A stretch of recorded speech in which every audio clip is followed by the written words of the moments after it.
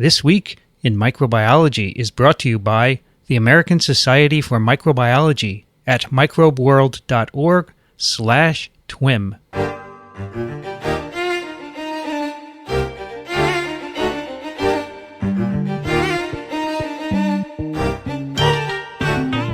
This Week in Microbiology, episode number 9, recorded on June 10th, 2011. Hi everybody, I'm Vincent Racaniello, and this is TWiM, the podcast that explores unseen life on Earth. Joining me today from the Medical University of South Carolina, Michael Schmidt. Hello, Vincent. How are you, Michael? I'm doing really well. I survived New Orleans and our live broadcast. It was good to meet you there in person. Yes, and we had a lot of fun talking with those interesting people that we managed to corral out of the meetings and prevent them from going to session. So, and we didn't even have to use handcuffs. It was good. I thought we had a good discussion, and the video looks great. I don't know if you've seen it, but they did a great job there at ASM. So it was fun. Maybe they'll have us back next year. You never know. Also joining us today from Princeton, New Jersey, Cliff Mintz. Hello, Vincent. How are you, Cliff? I'm doing much better now. Good. It's a Friday. Fridays, things wind down, and it's always good to do a podcast on a Friday. I look forward to these podcasts. And not on a Monday. That would be a bad day. Yeah, Fridays are great. Very good. Well, today we decided that we would talk about the E. coli outbreak in Germany, which I am sure every listener of TWiM must have heard about in one way or another. So we will go through this very carefully and let you know what we think is going on. And I think this is a changing story, so it's not over yet. And let me just start by reminding everyone that what happened was, since the beginning of May this year, there's been a large outbreak of hemolytic uremic syndrome and bloody diarrhea related to infections with Shiga toxin encoding E. coli. And this is going on in Germany. And the numbers I got yesterday, June 9th, 2,808 people ill, 722 with hemolytic uremic syndrome, 97 sick in 12 other countries, including a few in the U.S., and then 26 dead in Germany and 1 in Sweden. And as of yesterday, the number of infections appear to be declining, but the outbreak is still ongoing. So I thought we'd take this in a couple of parts. First, we'll talk a little bit about the bacterium that is causing this. We'll talk about the disease, and finally how it's spread. Does that sound like a plan, guys? Sounds like a good story, and we're going to take it slow so folks know why it's got such a fancy name like hemolytic uremic syndrome. Yes, we will explain all of that. I thought we'd start by talking about E. coli, which I read somewhere, this is the description, a benign lab workhorse that can turn nasty. And all of us who have worked in labs have most likely worked with E. coli. It is probably the best studied organism on the planet. Would that be a fair statement? I think it is probably, when you talk about genetics, the most fair statement you can make. E. coli, because it's been so easy to grow and because it's relatively benevolent to laboratory workers, folks use it quite frequently to ask very interesting questions and trying to decipher our understanding of genetics. E. coli has been the organism of choice that really defined our modern understanding of the molecular biology of how the control circuits that turn genes on, turns genes off, when they turn on, how they turn on. E. coli has been it. But I think the point we should really stress is that the E. coli that everyone has played with in the lab is not the E. coli that is out in the wild. Right. These are very different creatures, and I think one of the most interesting things to me is that for one of the pathogens out there, E. coli OH15707, it's got this license plate name, and I always screw up some of the letters, so forgive me, but it's the one that causes hemorrhagic diarrhea. It differs from the favorite lab strain K-12 by about 1,300 genes out of the 4,576 genes that are in that garden variety E. coli. So when you do the percentage, you can tell that 1,300 genes different out of 4,500 and change really means that that organism has something a little extra that enables it to cause disease. There's a great website it's called EcoCyc, EcoCyc, a member of the BioCyc database collection. It's a great summary of everything we know about E. coli, and I suggest you check it out. As Michael said, 4,576 genes. We know what they do. Yep.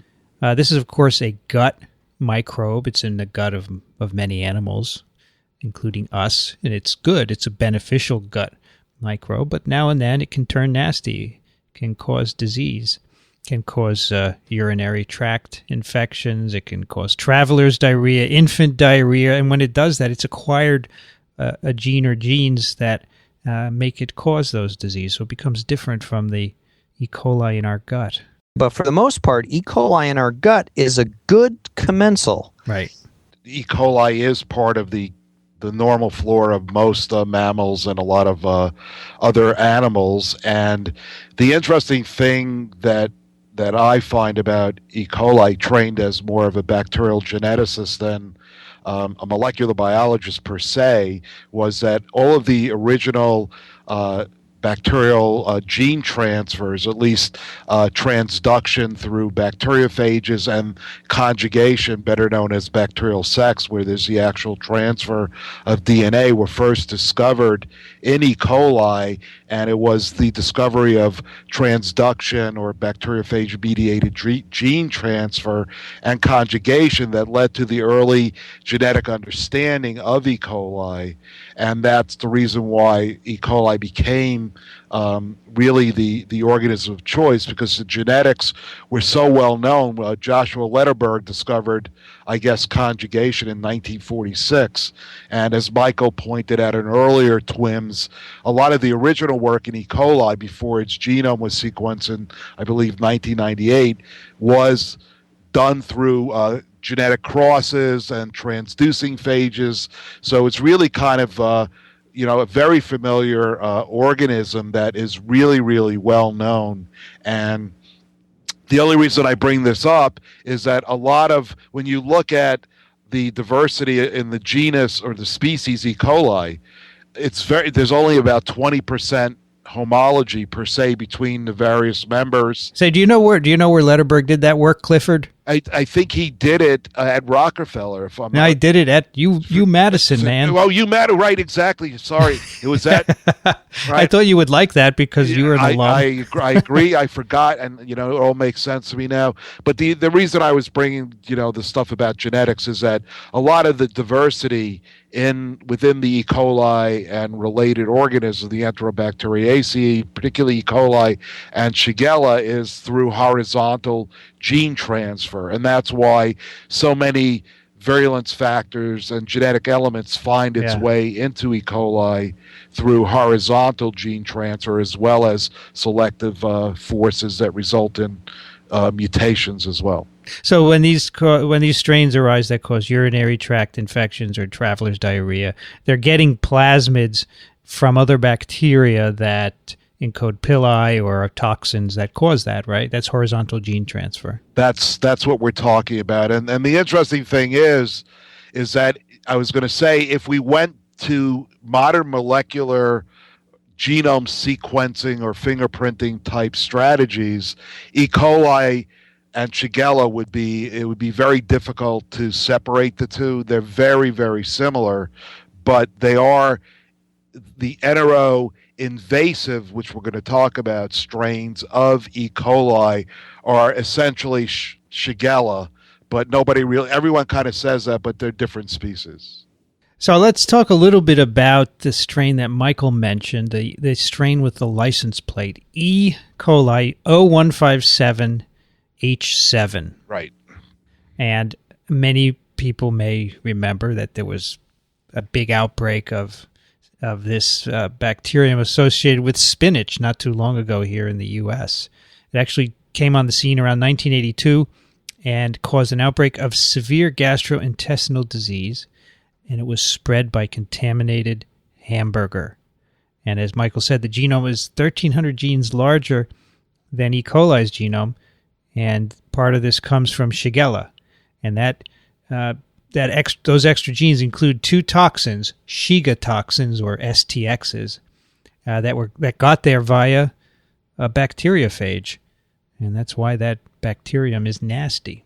And my understanding is that bacterium that contaminated those hamburgers came from a cow, and the cow's E. coli O157H7 doesn't hurt them.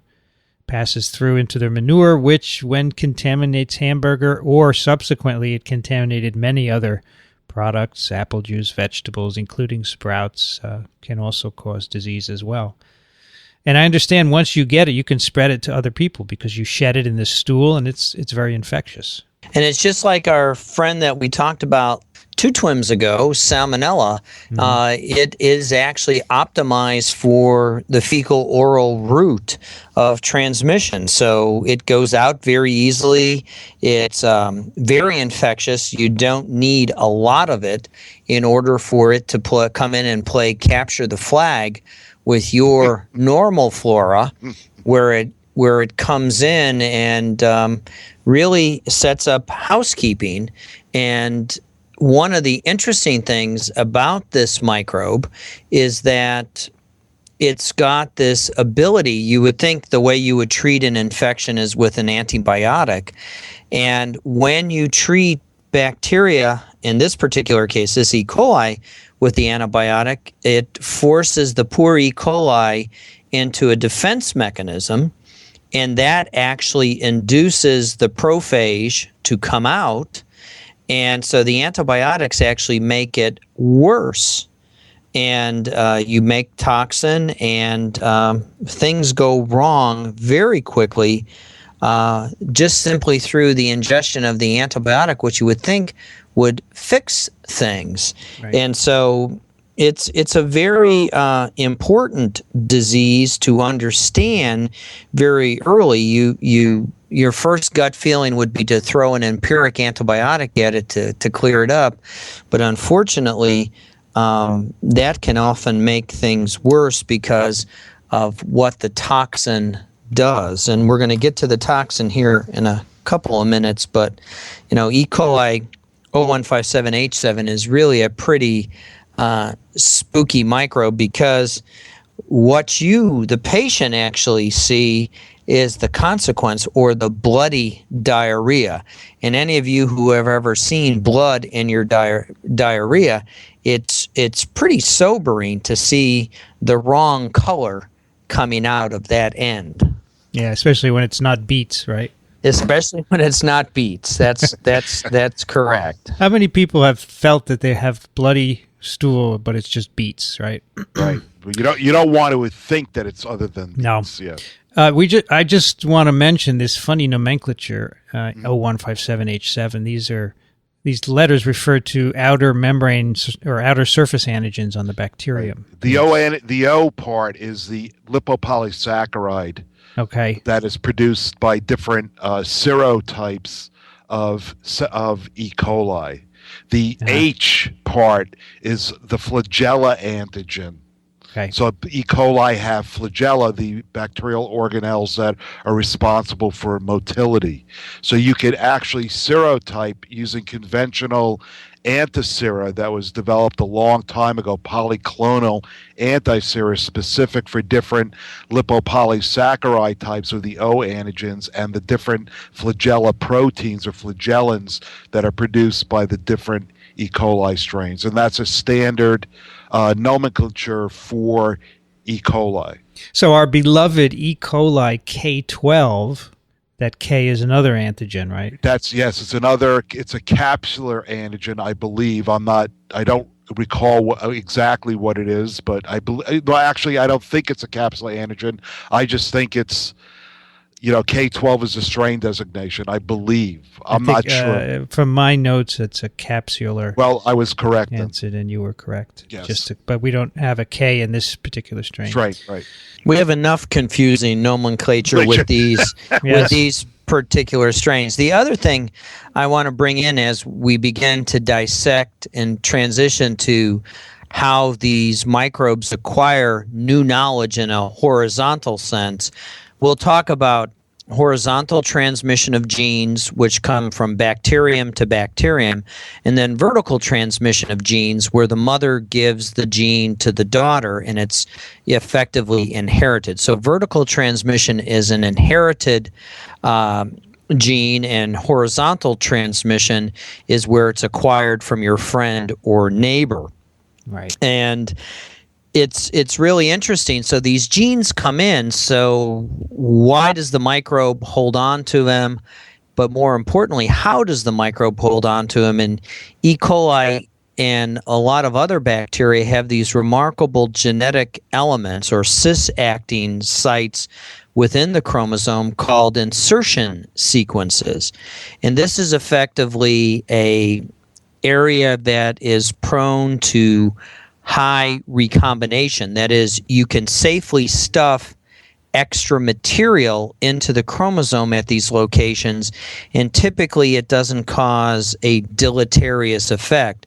And so what has happened over time is E. coli has acquired many insertion sequences or IS elements, and we learned that as IS elements evolved, our thought and our thinking became that IS elements then, once we began to understand how they were regulated, we then began to think of them about transposons or transposable elements. And typically one of the interesting things between an IS element and a transposon is that the transposon generally has a phenotype, whether it be an antibiotic marker, a metabolic trait that you can track. But most of the transposons typically have a antibiotic marker, and they are generally flanked in the chromosome. They drop in at an insertion site. And the phage similarly go after insertion sequence-like elements, and that's generally referred to as the phage attachment site. So there's, if you will, landing platforms peppered throughout E. coli's covalently closed circular chromosome that facilitate the insertion of this horizontal information. All right, now I understand that the diseases caused by E. coli gone nasty can be grouped into 4 different classes. So let's go over those because I think that's relevant for this discussion. First one is called Enteropathogenic strains, ETEC. They cause diarrhea but do not invade beyond the intestine. So would that be like traveler's diarrhea? Yeah, traveler's diarrhea is your classical enterotoxigenic E. coli, ETEC, and the attachment of these bacteria to your small intestine, your posterior small intestine, is mediated by protein-like or protein-containing finger-like projections known as pili or fimbriae, and they attach to receptors found on the intestinal cells of animals and humans. And the diarrhea, which is your classical traveler's type diarrhea, when you go to places and people say don't drink the water and you get a bout of mild diarrhea, it's mediated by the ETEC, and this is a diarrheal syndrome that's mediated by the production by the bacteria that are sitting on stuck to the receptors in your intestinal tract, producing enterotoxins known as the heat-labile or heat-stable toxins, and there's no invasion, and they're responsible for the diarrhea. It causes fluid to come from your body into the intestinal cavity, and you get diarrhea. There's more water in your intestinal tract than there should be, and that's why you have diarrhea. And diarrhea is a big thing. It accounts for 1.1 million deaths in people over the age of 5 and 1.5 million deaths in children under the age of 5.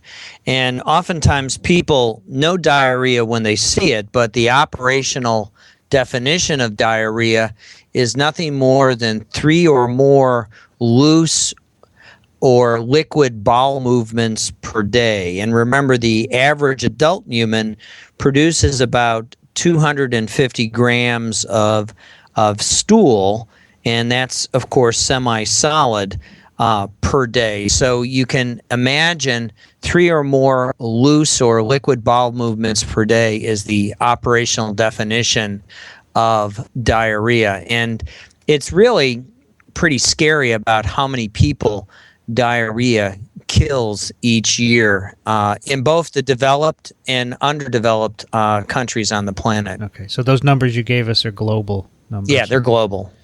Yeah, it's all because of loss of fluid, right? It's preventable. Yeah. Yeah, that number that I gave is the 2009 data from the WHO. Okay. All right, the next class are the enteropathogenic EPEC. Who wants to tell us about those? Well, this is, again, a strain that also causes diarrhea, and this is the really remarkable wonder story where you take the apparatus that Cliff just talked about, these flagella, which have a really cool-looking motor that pumps protons in order to spin this whip-like propeller.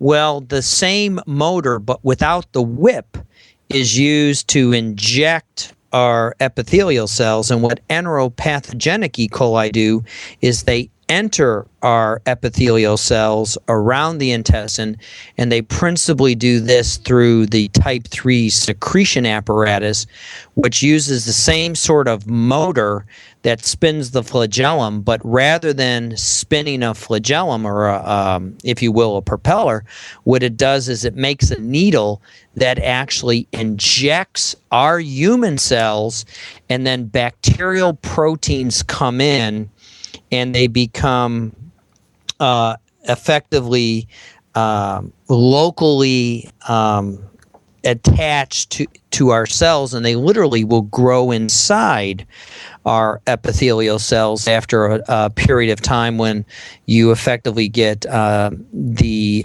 engulfment of those cells. And then that navigates into the next one that you're going to probably talk about, is the invasive one.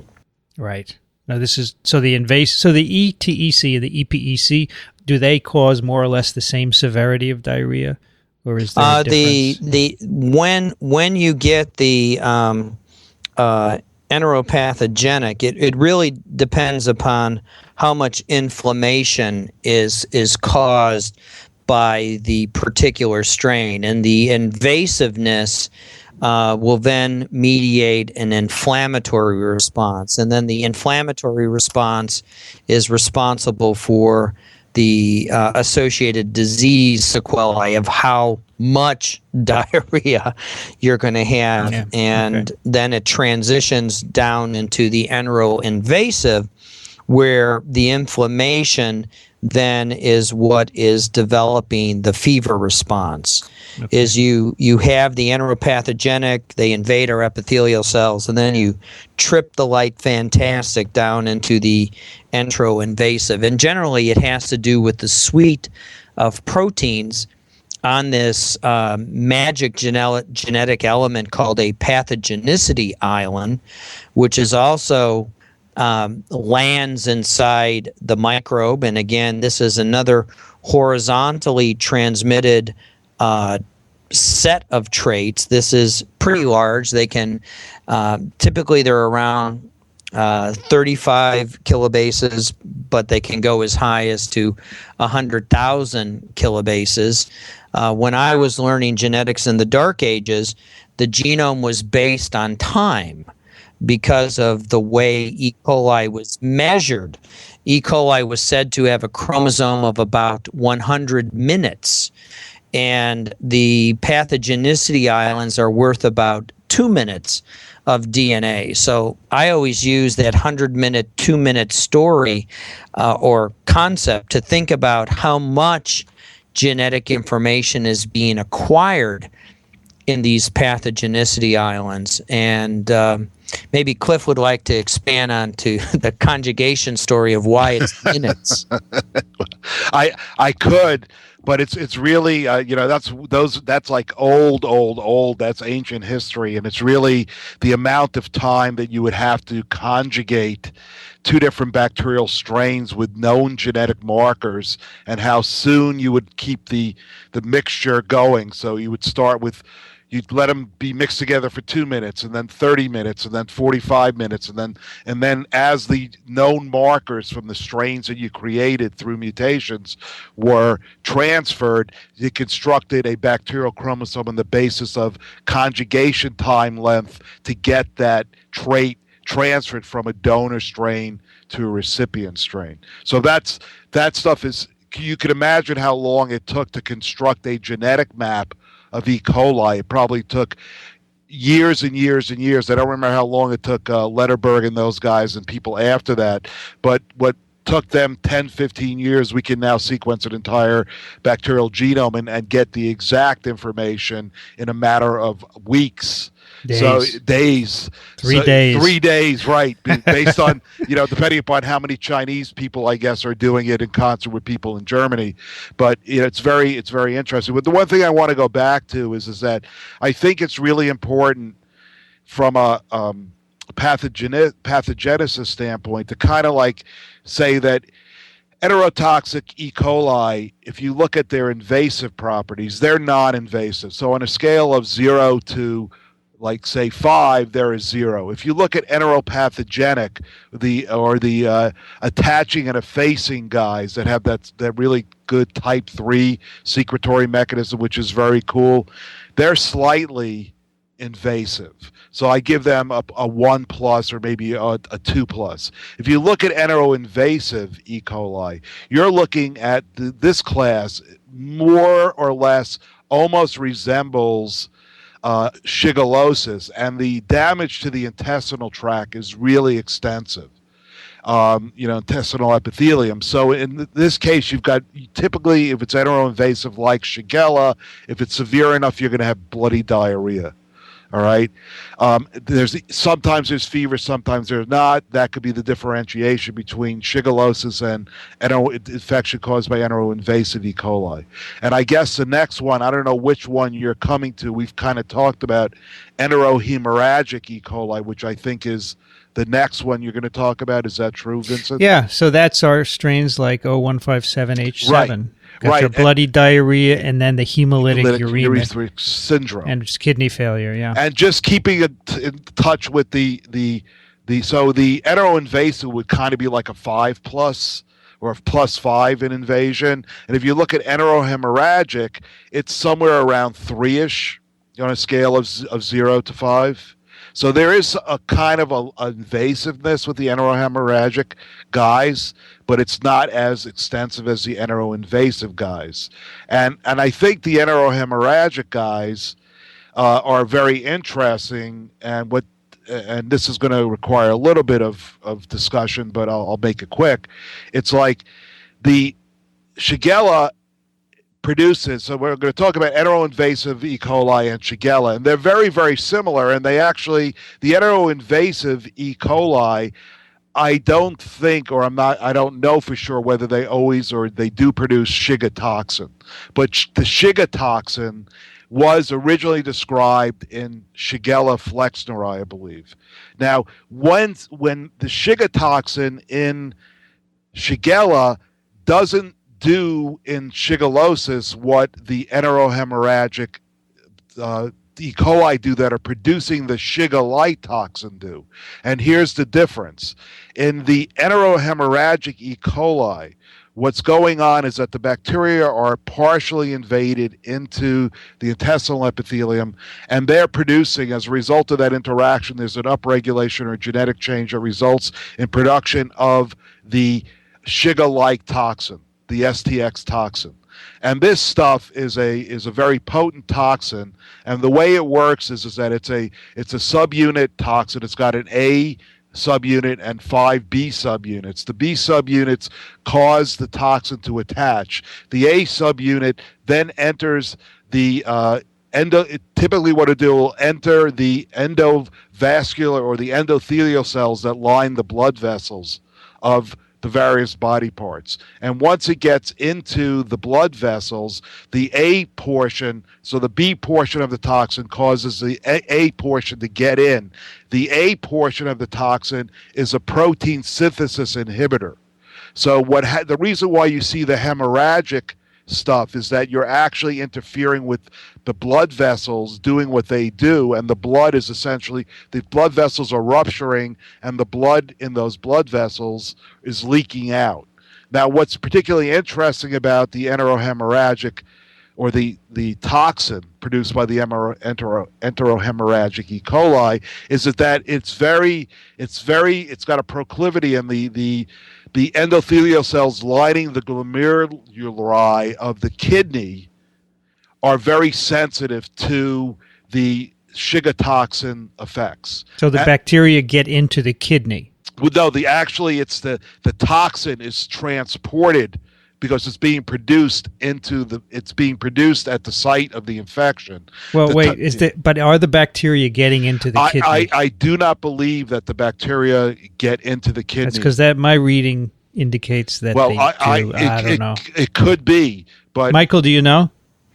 It's a combination of the two. The toxin is produced and it's moved via the bloodstream, and some of the bacteria escape the invasive part, and they begin to move. It's all an issue of when you ask that question of when you can recover them from the kidney. Okay, and so the damage to the kidney causes the presence of urea, or that's the uremic syndrome. Right. And the hemolysis is, as you said, caused by the toxin as well? Yeah, the hemolysis, the toxin effectively nukes the red blood cells, and then they in turn damage the kidney cells, which then results in the accumulation of the urea, and it's effectively a train wreck after that, because it's a very slippery slope. And then your barriers begin to break down. So this can cause kidney failure, right? Oh, yes. So what do you do with a patient like that? You can't give them antibiotics, you said, because it would make it worse. So what do you do? Well, the old tried and true answer is the solution to pollution. In this case, it's the urea is dilution. So dialysis is the answer. But the interesting thing about the whole upregulation of the toxin and stuff is that it's usually typically, as far as I understand it, associated with the use of a penicillin-like and cephalosporin molecules. So, I mean, typically it's an intoxication, I think. So by the time the damage is done, there's really nothing you could do with antibiotics to really effectively determine the prognosis or the course of the patient that's got hemolytic urea syndrome. I think it's right. But the point is that you don't want to treat it with antibiotics of certain classes. Right. Anything that's Cipro. Anything that's going to induce the cells to break apart or explode, like the beta-lactams and cephalosporins, so that would release more toxin that's being made. So that's one of the mechanisms. But the other is these antibiotics also induce lytic replication of the prophage, which makes more toxin as well. True, and depends. And the toxin comes out, and it really goes to the sophisticated crosstalk that the microbe is actually listening to what is actually happening in the patient, and they are actually responding in kind, in almost a tit for tat response, and that really goes to the elegance of this regulatory system of how these toxins actually control what's going on. And it all goes back to what the microbe is really trying to do. It's first and foremost, it's trying to establish itself within a local niche, and secondly, it's really trying to propagate itself and move to another host, because that's what reproduction is all about, is moving on. And if things are good, it's going to stay put and become a relatively benign pathogen or hopefully a commensal. And I guess that's why we still call it E. coli. It's because ultimately we're hoping that it will become a commensal again rather than the frank pathogen that these enterohemorrhagic strains are really becoming. And I think that's what we've seen in Germany this past month and a half, is that what we've seen is the evolution of a new strain on par with O157H7 in terms of the virulence that it has and how significant it is in terms of causing disease, because it's actually affected quite a number of patients or people in a very short period of time in a very defined geographic location. Yeah, it's the largest outbreak ever in Europe. I'm sure it may be the largest outbreak that people know about. So this strain, which was isolated early on, is being called a O104H4. So it's slightly different from the 157H7. And it contains the Shiga toxin number 2, because the whole genome has been sequenced. And they believe that this strain first appeared in Germany in 2001. It's also being called enteroaggregative virocytotoxin-producing E. coli.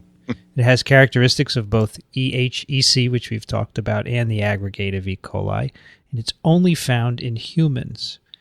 It's called aggregative because it can aggregate on tissue culture cells. And apparently this kind of strain was first described in 1987 in Peru, where it caused, and it's known to cause acute and chronic diarrhea in children and also travelers' diarrhea. So the bottom line is, didn't come from cows as O157H7. It came from probably human fecal contamination, I would guess. Is that reasonable, gentlemen, to conclude?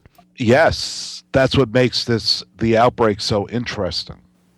Well, here we have a commensal that went shopping for new information, acquired it. It acquired it, and it's thought to have acquired it, I guess, from what I have read, in Africa. So it went on holiday, acquired a souvenir from the African continent, and then it was brought back to Germany, where it stewed for now almost 10 years before it really acquired the repertoire in order to cause frank and fulminant disease in a large number of people in a very short period of time. Right. What's cool, I think, about this is that the genome, the complete genome, 5.4 million base pairs was done in 3 days. Amazing. And it's remarkable. I spent 2 years sequencing one gene out of E. coli. Yeah. You're now a dinosaur, Michael. I know. It took me 2 years to do a gene from Legionella pneumophilus, so don't feel bad, Michael. So there are a couple of great websites that we will link to. There is one, Backpath Genomics, which has a very nice visual of the genome of the outbreak strain, and it shows by color coding where the different parts came from various plasmids and phages. So the STX2 Shiga toxin gene is on a phage, and you can see the homology with that. There are also a variety of other plasmids, so we'll link to that. That's very cool.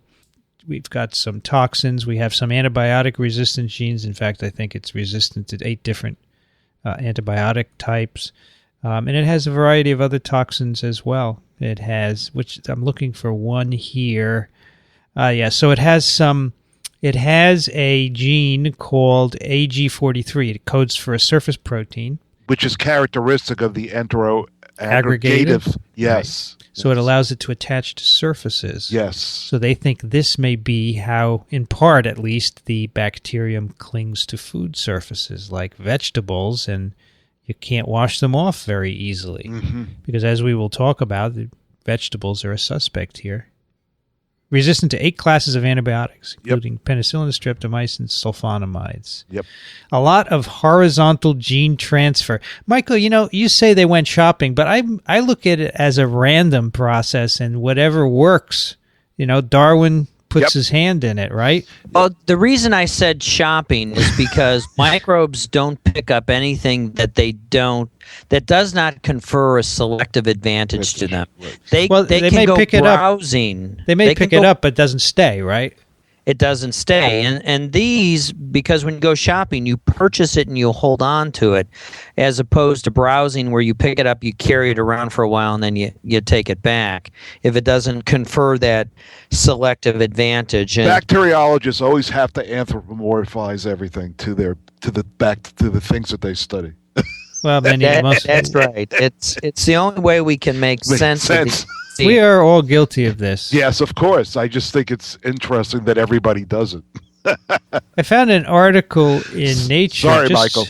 Just came out. Okay. Just came out yesterday. It's called "Phage on the Rampage." Nature News. Antibiotic use may have driven the development of Europe's deadly E. coli. So they're saying because there's so many antibiotic resistance genes in this strain, that was most likely selected for by antibiotic use, right? Well, I think that this whole story is such a powerful story that just shows the genius of Darwin. Do you know what I mean? Because you've got everything. It's like a perfect storm. You've got rampant overuse of antibiotics in livestock production because they're growth enhancers. And the interesting thing is, going back historically, is that, remember we talked about the Enteropathogenic E. Coli, the guys that don't invade and just produce toxin. Way back in the 80s, people were talking about these Enteropathogenic E. coli strains in the context of diseases that they would cause in animals, in livestock, in lambs and sheep and cattle. And it was a big deal to them because if there was a loss of income if their cattle came down with these diarrheal diseases because it affected newborns.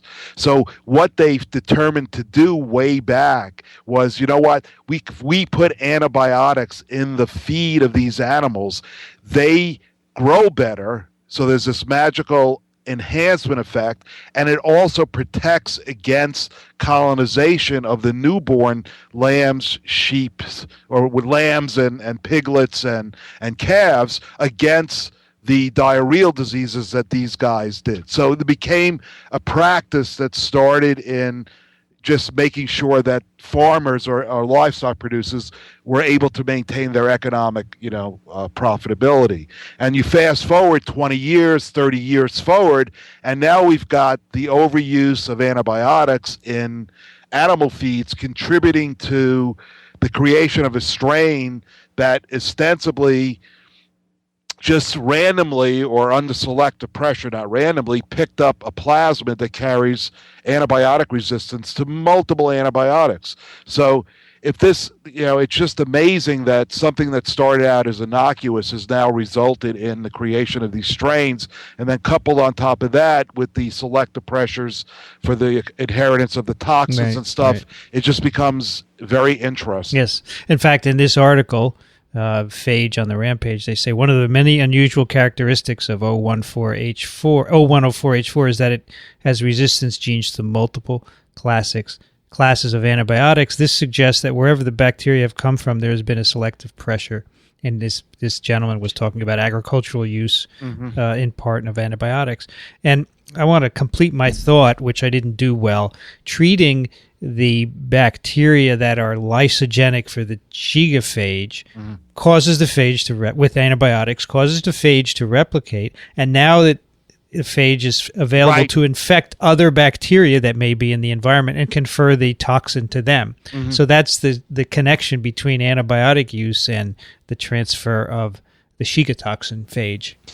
And in fact, that's how they think Shiga toxin got to its good friend E. coli, is through a phage burst, because while you may think the receptors are very and highly specific, there's some slop in how the phage can interact with those receptors. And if you have enough phage and enough bacteria, the 1 in a billion shot actually takes place. And again, if in addition to the toxin, there was a gene that conferred the ability to adhere in these attaching and effacing E. coli.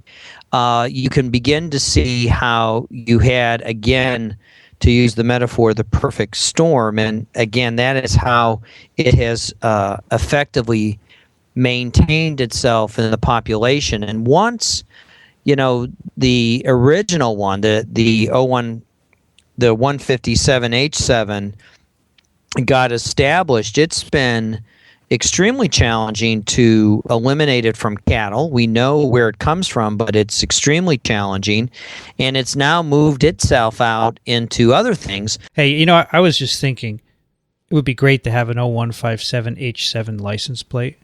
I think people do. I think I've seen one. I just found one online. It's in Oregon. Right. I know that somebody had it. Hurry up, Michael. Get it. You get it in South Carolina.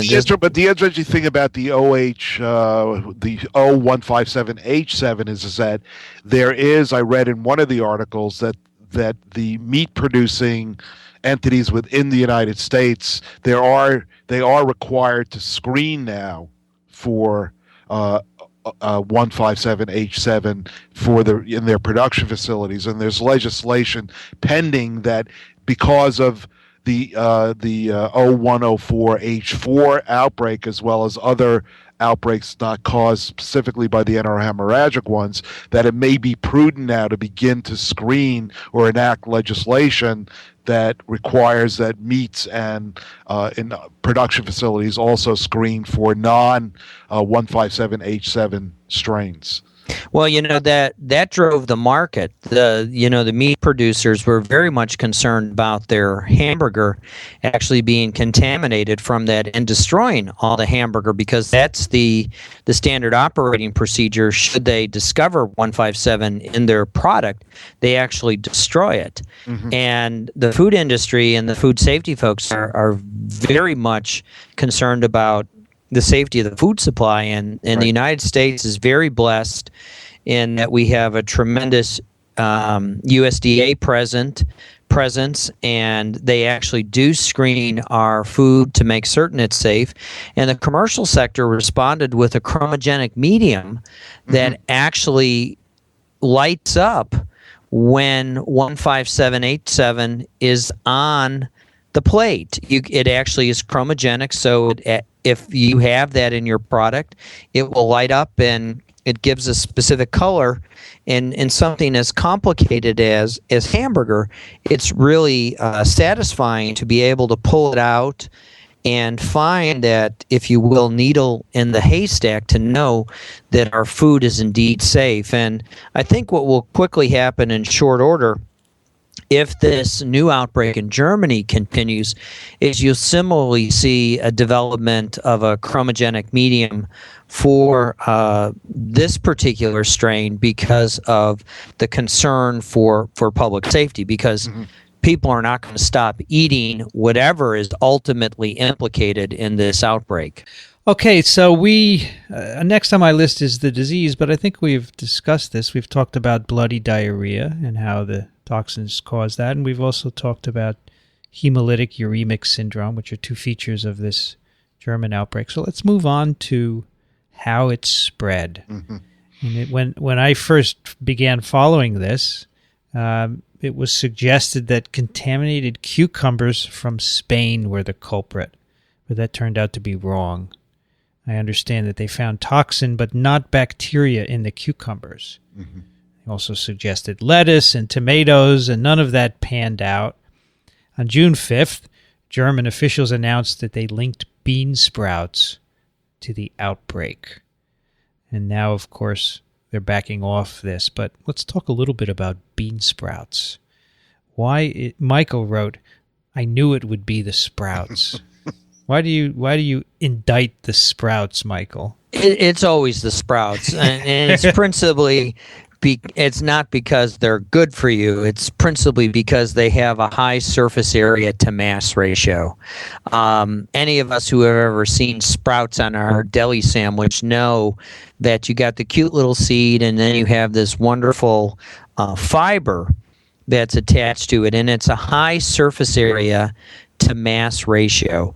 And it's all about surface area that facilitates the microbial attachment. Which we said for this strain, it's got this aggregating protein ability that could do that, yeah. And so what's remarkable about a sprout is it's very flat and it's very long from the perspective of the microbe. So there's plenty of real estate for it to land upon. The tomatoes, I wouldn't have thought it was tomatoes because they generally have too much acid associated with them, and E. coli, for better or worse, doesn't like acid all that much. And so I didn't think about that as being a culprit. The cucumbers, again, we know that what commercial growers often do is they wax the cucumbers in order to enhance their appeal in the grocery store, as well as to prevent them from drying. And of course, the cucumber has a large surface, but not as large of a surface area to mass ratio as does the sprout. And so the way the sprouts are germinated to make that delectable product that we put on our sandwiches is they use water vapor. And so you can really imagine how, as you would mist the sprouts to encourage and propagate them in the greenhouse, you could begin to see how the microbes could move on that air current and facilitate the attachment to the surface area in a very easy manner. If you will, it's sort of like the water vapor that's used in sprout cultivation, or the water that's used in sprout cultivation facilitates the distribution of the microbe. And since the microbe is actually recycling some of the carbon that it's actually sitting upon, you're actually making more. And so the concentration increases as you're growing the sprouts. And so it's really quite common. Recently, the last Salmonella outbreak, where 140 folks were sickened, it again was implicated with sprouts. And so that's why I said it's always the sprouts that come along because of the high surface area to mass. It just facilitates the distribution of the microbe in a very convenient platform. Of course, we also don't cook them in any way, as we don't. I completely forgot that. Yeah, that's right. They're raw, so you got a nice infectious bacterium there. Now, in my reading on this, I found that often it's the seeds that are contaminated before they're germinated. So the contamination occurs at that level, and then as the sprouts grow, they retain the bacteria and perhaps even internalize them into the sprout. But I don't know if that's what happened here. But they're grown at high temperatures, 37 degrees, I think. There's lots of water. So it's a good environment for E. coli to grow. Yeah, I'm actually surprised when the story broke earlier this week about it was the sprouts. I was really surprised that they weren't able to cultivate the culprit out of that material. And that goes to illustrate how challenging it is to strip the microbe off of the sprout and then dilute it. And with current molecular techniques, it's really a tour de force in showing how challenging it is to actually develop a program to go hunting for the suspect microbe. And so I think it's been established through an epidemiological connection that the majority of the folks who have been sickened have had in common the consumption of sprouts, but they still haven't definitively grown out, if you will, fulfilled Koch's postulates on the E. coli out of this particular batch of sprouts. So the way they do this, they do a case control. They go to the people who were sick, and then they try and get a matched group who was not sick and then say, what's different? What did you eat and what did you eat? And they say that 28% of the patients who were ill said they had eaten sprouts in that case control study. But now in the U.S., I understand the number of people that in any given case control study would never exceed 10%. We're not a big sprout eating country compared to Germany. But in one article I read, they said 28% may not be very high for German consumption. It might be even higher, and that may just be a normal number. So going just on the case control, that you can't really, that's why they're backing off, plus they can't isolate the bacterium. So at this point, we really don't know where it came from. But it's interesting. I think it's important also to realize that a lot of times with food outbreaks, a lot of times they're never able to really figure it out. So it would not be it would not be surprising if they can't figure this one out, but it does point to the need to actually go deeper than they've been able to go, maybe from an epidemiological standpoint, to really figure out what's going on here, because there needs to be, a little bit more awareness of how to better control for this particular serotype. Well, as we get farther away from the initiation of the outbreak, it gets harder and harder to pinpoint it down. Now, I noticed in that incident, the Salmonella outbreak, Michael, that you pointed out, which was borne by sprouts, they traced the sprouts to a particular outlet, and they found that the water in that site, the runoff water in the farm, had the same strain that had caused the outbreak. So in that case, the Salmonella probably came from an animal contamination, somehow got into the water, which was used to spray the seeds or the sprouts, I guess. See, that's the thing that I don't understand, is that they keep on focusing on trying to identify the food stuff. And if they thought it was a sprout farm, and of course we don't know what went on from an epidemiological standpoint, at least in Germany, that I would have been sampling. I mean, they found it in a couple of the workers, right? One worker was infected on the farm, I think, the sprout farm. This is the Salmonella one you're talking about? No, I'm talking about the German one? The German one, yeah. So you're thinking that it might be from a worker that shed this? Well, I know that one person was identified as having an O104 H4 isolated somewhere on their person or from their feces. Yeah. So that's probably what pointed them in the direction of the farm. But if that was true, like you said, in the Salmonella, they went to look at other, they found it in the water that was used to grow the sprouts. And I'm sure they did this in Germany, but I would be scrutinizing the environmental contribution, the water, and they could very well be.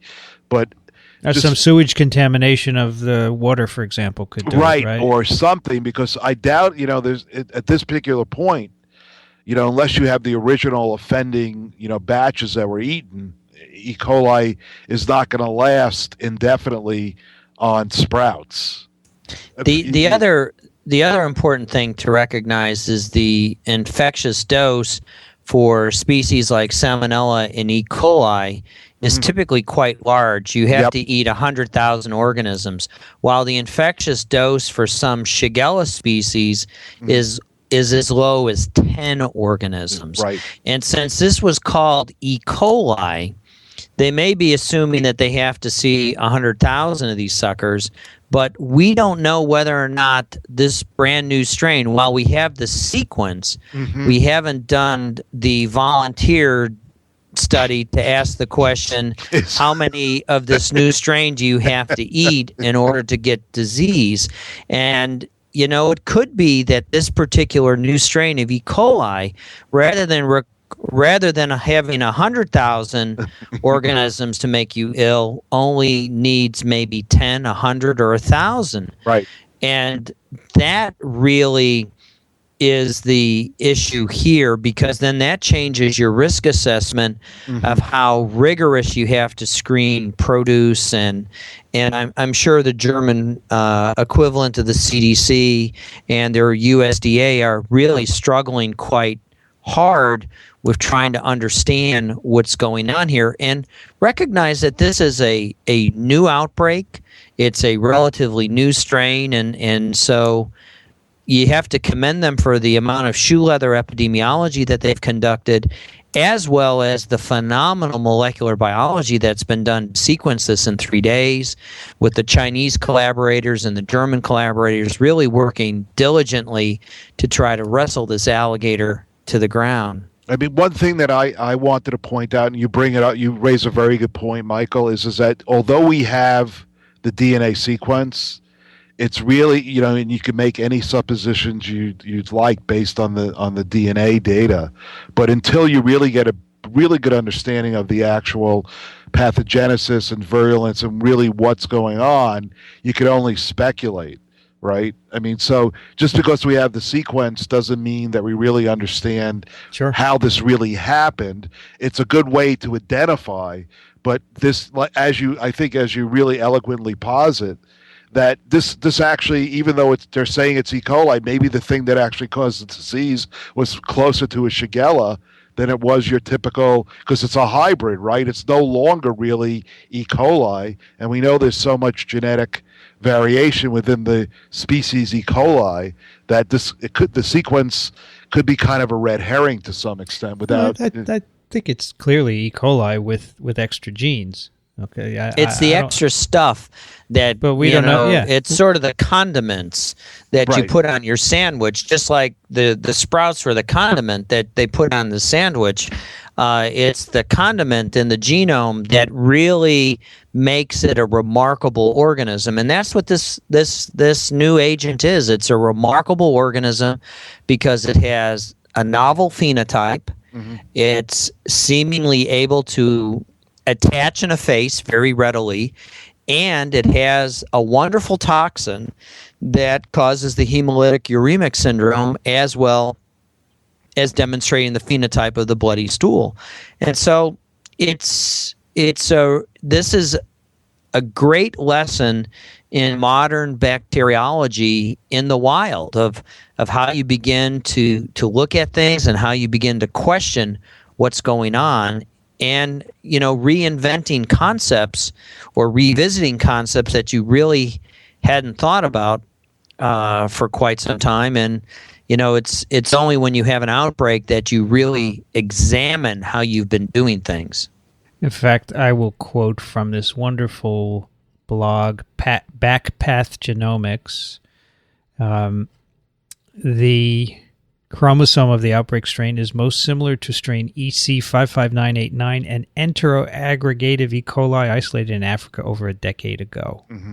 And then it has various plasmids and toxins in addition to it. Mm-hmm. So I don't think it's not an E. coli based on that, but it just has acquired different stuff. But your point is that you can never predict how all the new genes that have been put into it will contribute to the biology of the strain. Right, that's the point I was trying to make. Yeah, that you and that's quite clear. Yeah. Right, yeah.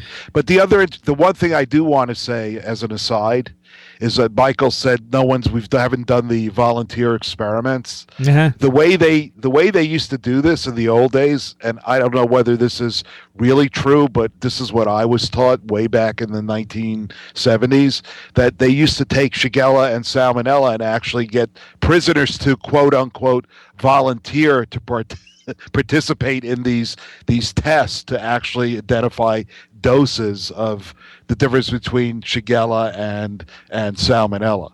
And this is what I was told, that prisoners were volunteering to do society some good by doing some scientific research. Yes, of course. I don't believe they don't do that any longer. No, they don't do that anymore. But I want to know how you could differentiate between 10 to 100 and 10 well, to the you can do a clinical trial. You just have to have it properly. I don't think that ethically you're not allowed to do that. You can't. If it's something that could kill you, you can't do it. Yeah. Though it's also something that you can cause known harm.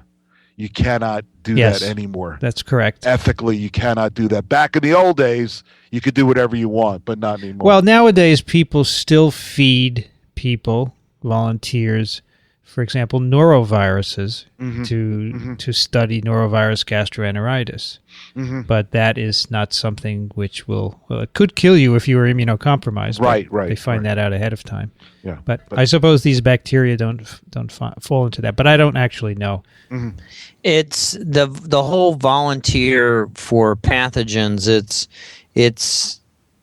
it's a really hard thing, because in reality, we sort of know that microbes cause infections at different doses.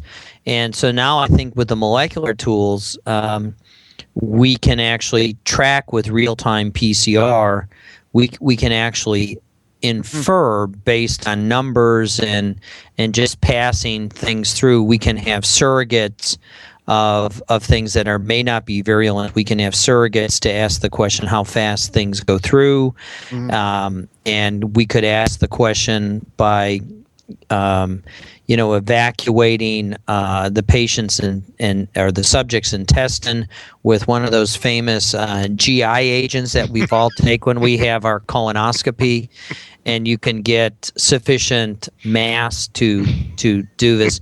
There's a lot of really good new methodologies that can be adapted, but they have to be ground truth. And I think this outbreak, along with the Salmonella outbreak and the sprouts that we've seen, our friends at the FDA and the USDA, I'm certain, are constantly working on new methods to continue to make our food supply safe. Well, I think we should wrap this up and move on to some email. We have other things we could talk about, but we should save those for another time, as we are approaching the hour-and-a-half mark here. Okay. So let us do 1, 2, 3 short emails. The first from Alicia, who writes, long-time listener, first-time writer. I was just wondering, am I missing something really crucial? I've been reading in the news about Europe's E. coli virus everywhere. I have to assume that people are just misspeaking and they mean illness, not virus, but maybe there is a virus of E. coli that is released from the bacteria and are causing some sort of double whammy illness in folks. Do you happen to know any more about this than I do? It's a profound question. In fact, when the reporters say E. coli virus, they don't know how right they are. It's actually true, yes. But I think what has happened is the reporter has misspoke. Yeah. But in reality, they have spoken the truth because of the phage that have been implicated in this particular outbreak. So to answer Alicia, I think the answer is yes, but they have misspoke, but it is indeed a virus that probably started this wonder that the poor Germans have been experiencing. The virus is involved in the propagation of the toxin, but doesn't infect us. It's just E. coli that's doing the thing. I've heard this happen in many, many press reports, but it's very common. Tommy Thompson. Remember Tommy Thompson? Yes. The governor of Wisconsin? Well, then he became the Secretary of Health and Human Services. Oh, right. You're right. Yeah. I forgot that. He was the Bush administration. That's why I forgot. He called anthrax a virus. Yes. The next one is from D, who writes, those of us who teach undergraduate diagnostic microbiology are sometimes caught in a dilemma. On one hand, we need to teach students to process cultures, urines, throats, sputums, blood, stool, etc., and identify organisms that are commonly associated with those specimens, and we all know there are some potential pathogens in the mix. On the other, we don't want any kind of exposure incidents. What recommendations can you guys make about how to handle this situation? We want to keep it real. We feel the student will work with the organisms on an internship, and then once they graduate, we want to make sure they are well prepared. We all wear PPE, gowns and gloves, practice good hand hygiene, and have a Class 2A safety cabinet. I haven't had any knock-knock incidents, but I still worry.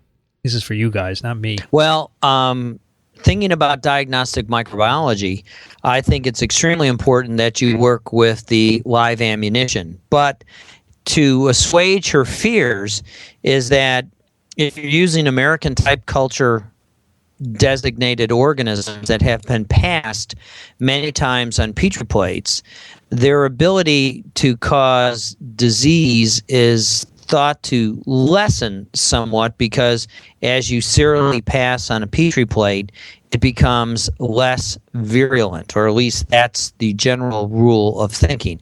But it still has the same biochemical characteristics when you test it in an instrument, and it still gram stains in the right way, and you can still see what it looks like under a scope. And processing urines and throat cultures and sputums, I think it's very important to appreciate that there, if you treat everything as being a pathogen, that it really instills that sense of safety that every student who works in bacteriology really needs to have, because these are live animals that will eat you if you don't follow the lion tamer's motto of making certain that you never turn your back on them and keep them under control at all times. So I have a question. Was she? I guess I didn't understand the question. Well, she wants to know how to protect these students when they're processing these clinical specimens in this undergraduate lab. Do what she's doing. I think they're doing the right things. You just have to be careful. The problem is with undergraduates, accidents will happen, right? Right, but if you are training undergraduates versus people that are training to be medical professionals, it's really about, do you really want to train the undergraduates who are not going to be taking sputums, urines, and stuff to actually do that stuff unless, do you know what I mean? So here's a question for our listeners. How many of you who teach undergraduate diagnostic micro use actual clinical specimens as opposed to something else? Let us know. Just send us an email at twim@twiv.tv, because I would be interested to know if you actually let people use the real thing or not. I'd love to use it. And if you do, how do you protect yourselves? All right, the last one is from Casey. I wanted to ask about a comment made by Cliff regarding salmonella and potato salads. Working from memory, which I apologize if I am wrong, he talked about performing a fun experiment with salmonella and potato salad. From my understanding, food poisoning from potato salad is not Salmonella species at all. Instead, food poisoning from potato salad is typically Staphylococcus aureus, exotoxin B. So saying that salmonella is not typically found in potato salad is true, but it can be misleading because you can still get food poisoning from potato salad with S. aureus. I guess that is not really a question, but truly more of a comment. Is that correct? I would say, I didn't say potato salad at the time. If I did, I wanted to correct myself. I was looking at meat salads. But yeah, you were spiking them with salmonella. I was spiking them with salmonella, and I may have used potato salad as a control, or just something that I had around, or I went to the food market. But it was a long time ago. But the listener is correct. However, I don't rule out any.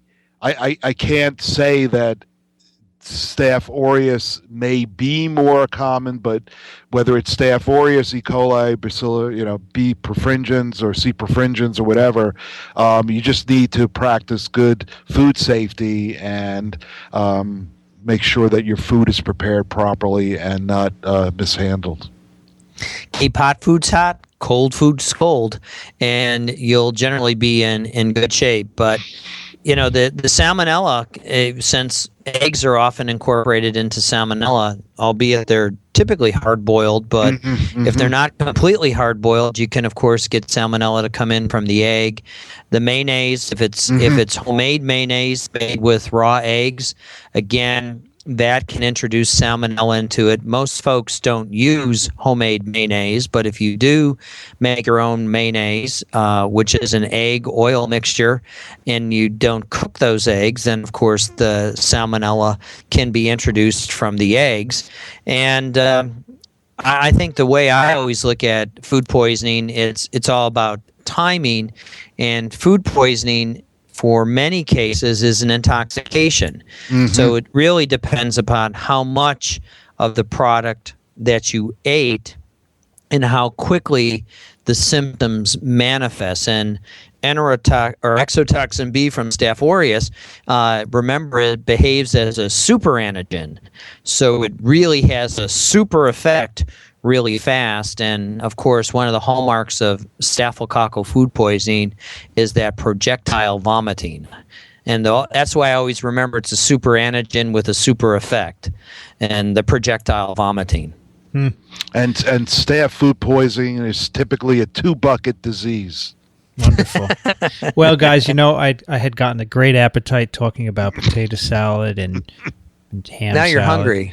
And you're going to stop at the deli on the way home. No, I'm not, because the projectile vomiting and 2 buckets just killed it. Well, there you go for another TWiM. You can find us at iTunes and at the Zune Marketplace, or if you have a smartphone like an iPhone or an Android device, you could get an app to stream the program to those, and that's at microbeworld.org/app. You can always go to microbeworld.org/TWiM and play the episodes, download them, and read our show notes. If you like TWiM, go on to iTunes and leave us a comment. It helps us to stay on the front page of the medical podcast directory. As always, do send us your questions and comments to twim@twiv.tv, or you can also go over to microbeworld.org/TWiM and leave a comment there. Cliff Mintz, thank you for joining us. It was a pleasure as always, Vincent. Cliff can be found at biojoblog.com. And Michael Schmidt, thank you.